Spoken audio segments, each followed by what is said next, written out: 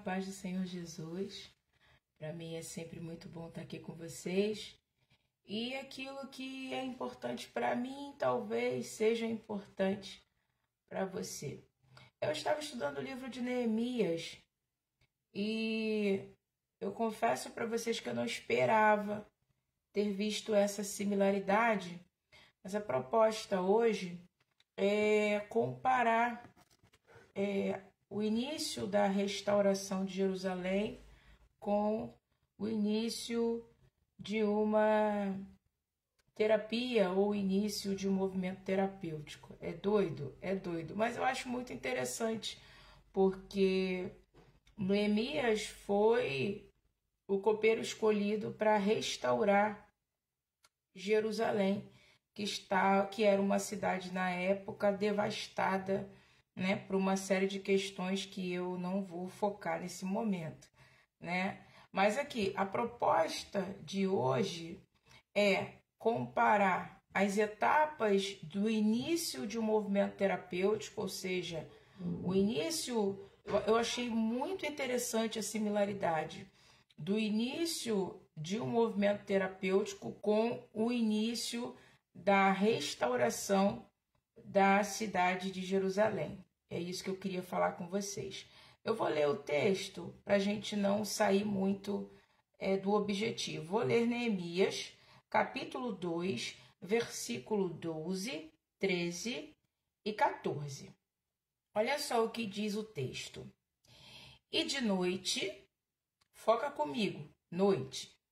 E de noite me levantei eu e poucos homens comigo, e não declarei a ninguém o que o meu Deus pôs no meu coração para fazer em Jerusalém.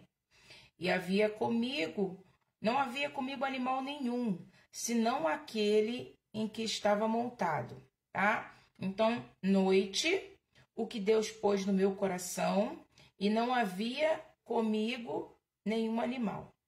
13. E de noite saí pela porta do vale, para a banda da fonte do dragão e para a porta do monturo, e contemplei os muros de Jerusalém que estavam fendidos e as portas que tinham sido consumidas pelo fogo. 14. E passei pela porta da fonte e ao viveiro do rei, guarda isso. E não havia lugar por onde passar, a cavalgadura que estava embaixo de mim. Ou seja, não estava dando, o cavalo que eu estava montado não estava conseguindo passar por causa dos muitos monturos, né? E eu vou passar por aqui, vou acabar por aqui.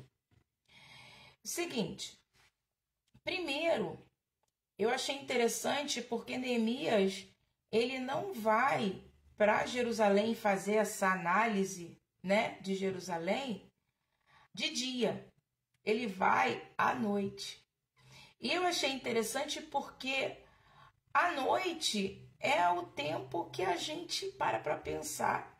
Porque de dia a gente está envolvido com os nossos afazeres. De dia a gente está botando o filho para a escola, de dia a gente está trabalhando, de dia está cheio de gente, várias informações. Quando que Neemias vai fazer uma análise sobre a cidade de Jerusalém? À noite. À noite é a hora que eu sento, à noite é a hora que eu deito, à noite é a hora que eu reflito, à noite é a hora que estou eu e eu. À noite, na maioria das vezes, eu não tenho nenhuma companhia. É à noite que eu faço uma avaliação de como foi o meu dia. Geralmente é à noite. E eu achei muito interessante, porque o movimento terapêutico, ele parte disso. Ele parte de que em algum momento eu me observo e me analiso. Em algum momento eu olho para mim e penso, alguma coisa não tá legal. É à noite. E é interessante que ele fala que ele está indo com poucos homens. E ele diz o seguinte: e eu não disse para ninguém o que Deus tinha colocado no meu coração. Ou seja, iniciar um movimento terapêutico é uma decisão interna. É muito difícil tratar alguém que não tem no seu interior a percepção que precisa de um tratamento. É intratável a gente tentar tratar alguém que não vê dentro de si essa necessidade e percebe que ele não fala com ninguém o que ele vai fazer. E essa vontade de ver o que está acontecendo em Jerusalém é muito parecido com a vontade que eu preciso ter nesse momento de reflexão. À noite, eu preciso ter esse momento. Eu preciso ter esse momento que é individual. Você vê que ele não leva um monte de gente, ele leva só alguns. E ele fala, eu não disse para ninguém. Ou seja, é um momento, é um processo solitário. É um processo individual. É um processo interno. E ele fala assim, eu não disse para ninguém aquilo que o Senhor colocou no meu coração. Eu não disse para ninguém a vontade que Deus colocou no meu coração de restaurar Jerusalém. E é muito parecido, porque em um determinado momento, você num momento de reflexão, geralmente à noite, você se percebe e pensa, eu preciso me cuidar. Eu preciso me tratar. Eu acho que eu posso melhorar. Eu acho que eu preciso encarar as minhas dores. Eu acho que eu tenho dores que eu preciso tratar, eu preciso ver, eu preciso me avaliar. É uma vontade, precisa ser uma vontade e uma vontade individual, uma vontade que é só sua. Esses dias eu estava atendendo uma irmã e ela, a princípio, ela pediu para que eu avaliasse, a princípio, quem estaria em tratamento era a filha, e eu fiquei muito feliz. E eu falei assim, olha, e eu já tinha percebido, né, que a questão era familiar. E eu falei, olha, eu até aceito, sim, não é um hábito. Geralmente quem atende a mãe não atende o filho, quem atende o marido não atende a esposa, tem essa, né? Porque interfere na análise, né? Interfere no vínculo terapêutico. Mas como eu tinha percebido que a questão era com a mãe, não era com a filha, eu falei, olha, eu até aceito tratar a sua filha, mas eu acho que você também precisa de um acompanhamento terapêutico. Você topa? Ela falou, não, tudo bem. Aí passou um tempo, e passou um mês mais ou menos. E aí eu falei assim, bom, agora eu preciso entender se essa necessidade interna, se eu conseguir despertar depois de desenvolver uma confiança, um vínculo terapêutico, se eu conseguir despertar essa necessidade individual. Porque a gente só consegue tratar quem quer ser tratado. Quem não está disposto, porque é um esforço muito grande para a gente se abrir para alguém. O movimento terapêutico, ele não é fácil, precisa ter vontade, precisa entender que existe uma necessidade. E aí depois de um mês, foi feriado e eu não comecei, né? Não chamei ela para o set terapêutico. E aí quando foi na outra semana, eu não a chamei de novo. E aí ela me ligou e disse assim, tá, esqueceu de mim? Falei, não, marquei o seu horário, já eu te atendo. Ela falou assim, porque eu percebi, eu achava que eu estava bem, mas eu percebi que eu não estou bem. Coisas que eu achei que eram normais, mas eu percebi que estavam me fazendo mal. E agora eu percebi que eu quero mudar. Quando ela me falou isso, gente, mas eu fiquei numa alegria, que eu falei, agora vai começar o tratamento. Agora começa a terapia. E, na verdade, a filha tinha uma questão que logo depois não teve muito À medida que a gente foi, né, tratando a mãe, a filha foi também, né, nessa interação familiar, foi diminuindo aí alguns entraves que haviam entre mãe e filha que estavam estressando e tornando disfuncional o ambiente familiar. Então, é muito interessante porque Neemias diz o seguinte: olha, eu fui à noite sozinho, sem falar com ninguém, sobre o que Deus tinha colocado no meu coração. E a terapia é muito assim, eu tô indo à noite, refletindo sobre mim, e eu percebi no meu coração que eu preciso me restaurar, preciso me reconstruir, preciso me melhorar, eu preciso me conhecer. E lá no versículo 13, tem o versículo primeiro, a primeira coisa que Neemias olha em Jerusalém são os muros. E o que eu posso falar sobre os muros? Que metáfora que eu posso fazer entre os muros de Jerusalém e o início de um movimento terapêutico? Os muros de Jerusalém eu posso dizer que é o meu eu, que são os meus limites, que até onde vai o meu território emocional, quais são os meus defeitos, quais são as minhas qualidades, como eu sinto as coisas, como eu me percebo, né? O que me incomoda, o que eu acho que eu preciso melhorar, que percepções que eu tive durante a noite que eu acho que precisa de uma pontuação, que precisa de uma orientação. Quem sou eu? Né? O que está dentro desse muro que é esse meu eu, que é esse meu ego? E assim, é interessante que ele fala, e contemplei as fendas. Então, é justamente isso. Quem sou eu? Quais são as minhas fragilidades? Quais são as minhas habilidades? Qual a parte do muro que está inteira e eu não vou precisar mexer? Qual é a parte do muro que está em fenda e eu vou precisar mexer? Aonde eu sou mais vulnerável? Quais as partes em mim que eu preciso mudar, investir, refletir, avaliar, reprogramar, condicionar, ressignificar? Então, assim, acho muito interessante porque ele começa pelo muro, ele começa pelo eu, ele começa pelo território, não é? Daquilo que determina, o muro é isso, é aquilo que determina eu, quanto cidade, quanto Jerusalém, quanto pessoa, e aquilo que é fora de mim, não é? Muito interessante. Depois ele fala o seguinte, que eu estava em Jerusalém, eu vi os muros, eu vi as fendas, e eu contemplei um outro esquema, né? Uma outra estrutura. E qual foi essa estrutura? A estrutura das portas ou dos portões. Ele fala o seguinte, então eu olhei para os portões ou para as portas e vi que o fogo tinha queimado todas as coisas. E metaforando, né?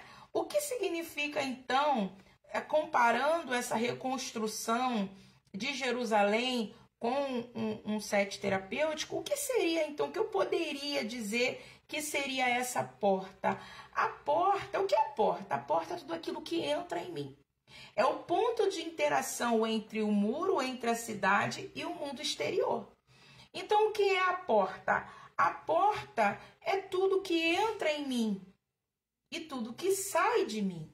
Então, a porta é tudo que entra em mim. Como eu vejo tudo que entra? Como eu percebo tudo que entra? Como eu racionalizo tudo que entra? Quando as coisas entram dentro de mim, quais são as crenças limitantes que vão determinar o meu comportamento? E a mesma porta é a porta que também sai, ou seja, é como eu reajo àquilo que entra em mim. E Neemias relata que a porta não tem porta. Então, uma pessoa, ela sem porta, ela é uma pessoa que ela é invadida por qualquer coisa. Ela é mexida por qualquer coisa. Ela é perturbada por qualquer coisa. Uma pessoa sem porta é uma pessoa que qualquer coisa que aconteça ao redor dela mexe, aflige, machuca, perturba, incomoda. Eu fico pensando como deve ser até sei, né? Mas enfim, como seria uma pessoa, e é uma pessoa sem filtro para tudo que entra, uma pessoa sem paz, uma pessoa, a maioria dos problemas está muito vinculado à minha capacidade de filtrar aquilo que entra em mim. Como isso entra? Será que eu engulo qualquer coisa? Será que eu escuto qualquer coisa? Será que eu tomo como verdade qualquer coisa? Será que qualquer palpite, qualquer crítica é lançado dentro de mim sem nenhum filtro de análise? Não é? Então, assim, a saúde mental, um dos pilares da saúde mental é entender que nem tudo que é lançado na minha porta eu preciso deixar que entre em mim. E eu posso fazer com que essa informação entre em mim de uma forma construtiva, significativa, leve, tá? Filtrar as informações, filtrar os estímulos, filtrar as interações, filtrar o que as pessoas me apresentam, né? Entre o mundo externo e o mundo interno. Porque eu não posso controlar aquilo que chega às minhas portas, mas eu posso decidir se entra dentro dos meus muros. Eu acho muito interessante. Ele diz, olha, o muro está em fenda e as portas estão queimadas, ou seja, tudo entra.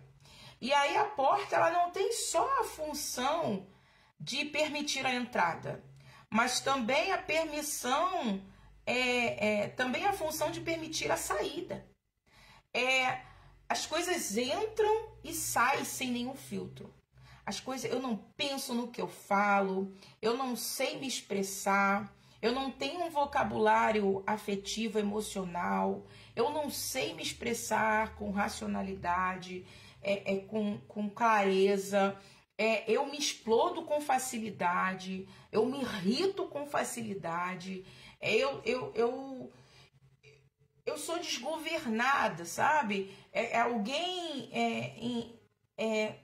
Alguém cria uma situação que gera em mim, por exemplo, uma raiva, uma frustração, e eu, bum, sabe? Eu não tenho nenhum controle sobre aquilo que sai de mim. Eu acho muito interessante que os autores especializados em linguagem, eles dizem o seguinte: eu sou dono de algo quando ele está em mim. A partir do momento que eu falo, eu não sou mais dono daquilo que eu falo. Mas aquilo que eu falo tem dois donos, aquele que fala e aquele que escuta. Então, é importante que eu entenda e que eu trabalhe isso dentro de mim. Não é tudo que chega, não é tudo que me invade, não é essa onda, né, que me invade, que eu tenho que... sabe? Tudo que chega...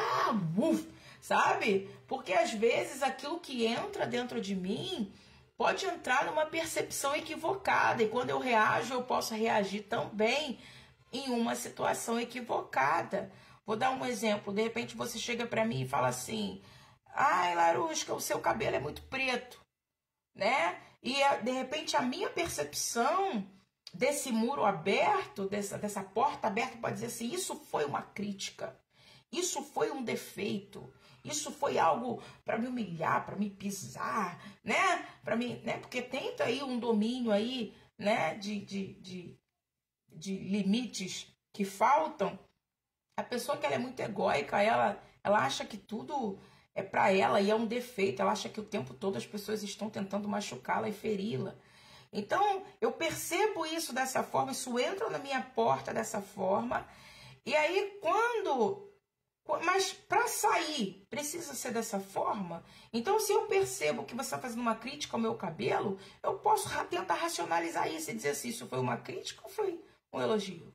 Você gosta de preto ou odeia preto? Ah, não, eu gosto de preto e ficou muito bom. Então, esse tempo entre aquilo que eu absorvo sobre um determinado dado, uma determinada informação, uma inferência, um contato, um estímulo, né? Quando um estímulo ele é posto sobre mim, ele pode me gerar uma percepção e que eu preciso de fato entender o que o outro me disse para que eu possa reagir de uma forma equivalente. Então as portas, um ego sem porta é um ego que não filtra aquilo que entra e também não filtra aquilo que sai. Outra questão que é muito... E a gente trabalha muito isso no set terapêutico, mas o que foi que a pessoa te disse? Mas o que foi que você entendeu? De fato, foi isso que você entendeu? Você perguntou se foi isso que você entendeu? Como você se sentiu em relação a isso? Como a gente pode ser menos frágil em relação a esses investimentos ou esses impulsos ou essa percepção que você está tendo do seu meio? De fato, a percepção que você está tendo do seu meio, ela é real? Ou isso está vindo de crenças limitantes, isso está vindo de domínios desadaptativos? É muito a porta, né? Depois que o paciente entende que ele precisa de tratamento e que ele observa os muros, o eu e as fendas, um período que a gente fica muito estagnado, um período que demora mais tempo, é justamente na reconstrução dessas portas, dessa percepção daquilo que entra e daquilo que eu exponho, daquilo que sai e de como sai. Eu achei muito interessante porque a cronologia é muito importante, né? Porque primeiro ele vai à noite, primeiro ele tem vontade, primeiro ele olha o muro, depois ele olha as portas. E é muito interessante a similaridade com um manejo terapêutico. Depois, lá no versículo 13, ele fala o seguinte, no versículo 14, fala o seguinte: e passei na pedra da fonte, no viveiro do rei. E aí, metaforando de novo. O que pode ser o viveiro do rei? O que um rei faz? O rei, ele administra. O rei, ele governa. Um dos frutos do Espírito que eu particularmente amo de paixão e estou em construção é o domínio próprio. Nossa, uma pessoa com domínio próprio é outro nível, outro patamar. Eu não conheço uma pessoa que tenha um domínio próprio genuíno, que não tenha uma inteligência emocional razoável, né? A inteligência emocional, ela tem como consequência o domínio. Não é aquele domínio forçado, sabe? Aquele domínio assim, tô me consumindo por dentro. Não é isso. É um domínio de assim, percebi isso, percebi esse estímulo, mas eu vou governar e decidir como eu vou reagir a esse estímulo. É o domínio próprio. E ele diz o seguinte, os muros estão ofendidos, ou seja, eu estou olhando aqui as minhas vulnerabilidades, eu estou olhando aqui que eu não tenho nenhuma administração sobre aquilo que entra e sai de mim. E aí a terceira coisa que ele fala é: onde vive o rei, o viveiro do rei, tem tanto monturo. Olha isso, eu acho muito legal tem tanto monturo que eu não consigo me governar. Que eu não consigo, é tanta coisa entulhada que eu não consigo passar com o cavalo. Muito legal, né? Então, aplicando uma metáfora, comparando esses pontos da reconstrução, da análise da reconstrução, Neemias, ele faz uma análise para depois começar a reconstrução, né? E nessa análise na reconstrução de Neemias, o terceiro ponto é que a parte que eu racionalizo a minha vida, a parte que eu governo a minha vida, a parte que eu decido a minha vida, meu pré-frontal, ele está entulhado. Eu posso falar aí do pensamento acelerado, que é claro, uma pessoa que está cheia de fragilidades no ego, uma pessoa que não filtra aquilo que entra e nem o que sai, é uma pessoa que está cheia de monturos, está cheia de